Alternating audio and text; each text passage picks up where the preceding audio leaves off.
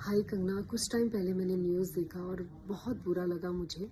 इस चीज़ का बुरा नहीं लगा कि आपने मुझे बोला। आप तो हर किसी शख्स को बोलती हो, कोई नई चीज़ नहीं है। तो आपका बोलना मेरी नज़र में वो इतना इतना इम्पोर्टेंट नहीं है, ना उसकी वैल्यू है मेरे लिए। खैर, आप एक महान कलाकार हैं, बहुत बड़ी महान कलाकार हैं। आप महान इंसान बन जाते यदि किसी की प्रॉब्लम समझ लेते।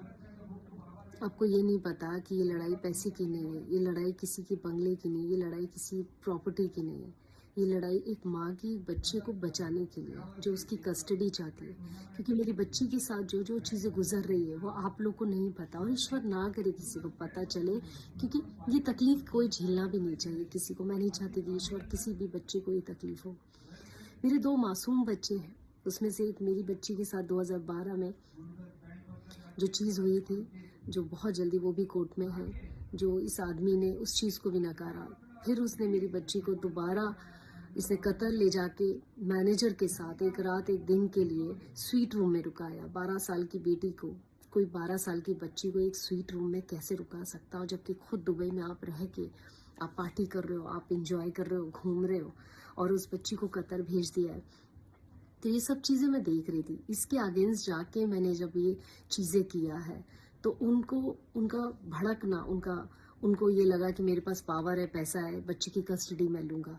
सो ऐसे आदमी के हाथ में तो मैं बच्चा कभी नहीं पलने दूँगी, चाहे कितना बड़ा भी सुपरस्टार हो। मुझे नहीं कोई फ़र्क पड़ता है।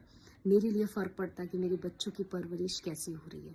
चाहे आप मेरे को कितना बदनाम कर लो, बेस्ट प्यारा हिंदुस्तान की रख लो, बेस्ट दोस्त जो आप जैसे लोग हैं जो उनके साथ रह ले, मुझे कोई फ़र्क नहीं पड़ता किसी के कहने से या किसी के बोलने से।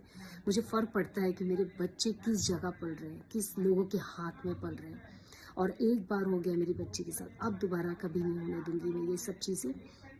और रही बात मेरे बेटे की, तुम तो इतना गिर चुके हो नवाज, इतना गिर चुके हो कि इतना मासूम बच्चे के लिए तुम बोल रहे हो कि वो बच्चा मेरा नहीं है, या तुम लिव इन में थे। तुम इतना गिर चुके हो कि तुम्हारी तो मैं बात ही नहीं करूँगी यार। क्योंकि जिस आदमी की सोल, उसकी अंदर का जो सोल, उसकी जो रोशनी होती है, वो सब जल चुकी है, खाक हो गई तुम्हारे अंदर। वो बहुत जल्दी लोगों के सामने आएगा।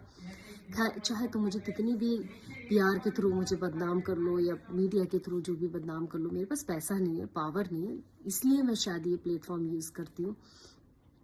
और बहुत जल्दी सच्चाई पता चलेगी आप सबको, क्योंकि जिस तकलीफ से मैं गुजर रही हूँ, ईश्वर किसी को ना गुजरे, मतलब किसी शख्स पे ये तकलीफ आए।